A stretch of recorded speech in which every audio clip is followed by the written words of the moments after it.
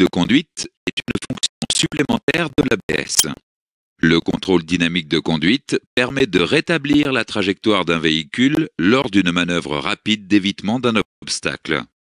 Lors d'une manœuvre d'évitement, le véhicule réagira selon les conditions du véhicule et de la chaussée, en sous-virage ou en survirage.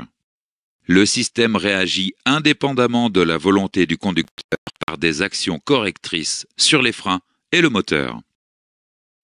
Le sous-virage se caractérise par la perte d'adhérence du train avant. Le véhicule quitte sa trajectoire et part vers l'extérieur du virage malgré un braquage prononcé. Le sous-virage est souvent causé par une trop grande vitesse du véhicule. Le survirage se caractérise par la perte d'adhérence du train arrière. Un survirage peut être causé lors d'un relâchement rapide de l'accélérateur dans un virage. Le véhicule quitte alors sa trajectoire et part vers l'intérieur du virage. Dans les cas extrêmes, cela peut se traduire par un tête-à-queue. Le système de contrôle dynamique de conduite est constitué d'éléments communs avec l'ABS. Ce système comporte les éléments supplémentaires suivants: un capteur d'angle volant, une combinaison d'un accéléromètre transversal et d'un capteur de vitesse de lacet, des électrovannes spécifiques à la fonction et un interrupteur d'inhibition placé sur la planche de bord. Le capteur d'angle volant mesure l'angle et le sens de braquage du volant. Cette information permet de déterminer la volonté du conducteur et la trajectoire voulue par celui-ci.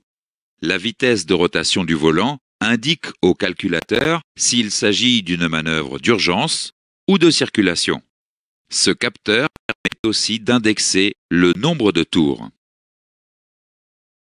Le capteur combiné donne les informations suivantes: l'accélération transversale et la vitesse de lacet.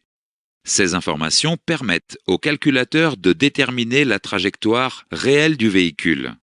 Le capteur est situé près du centre de gravité du véhicule, généralement sous la console centrale. Le capteur d'accélération transversale émet un signal électrique sous l'action d'une force transversale. Le calculateur détermine l'accélération transversale en interprétant l'évolution du signal électrique du capteur. Le capteur de lacet mesure la vitesse de rotation du véhicule sur lui-même. Le capteur envoie un signal électrique au calculateur en fonction du lacet effectué par la voiture. Voyons maintenant le fonctionnement électrique du contrôle dynamique de conduite. Pour activer une régulation, le système doit connaître à tout moment la trajectoire souhaitée par le conducteur et la trajectoire réelle du véhicule.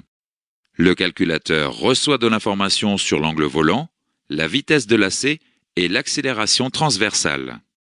Lors d'une régulation, le système utilise l'information du capteur de pression de frein. Voyons de plus près le fonctionnement hydraulique du système. Selon la situation, les freins peuvent être serrés sans intervention du conducteur. Le calculateur ferme l'électrovanne d'isolement et ouvre l'électrovanne d'aspiration. La pompe se met en marche et applique une pression de freinage sur la roue concernée. Lorsque la roue atteint le point de glissement, l'électrovanne d'admission se ferme et l'électrovanne d'échappement s'ouvre. Le calculateur pilote la régulation de la roue autant de fois qu'il le juge nécessaire.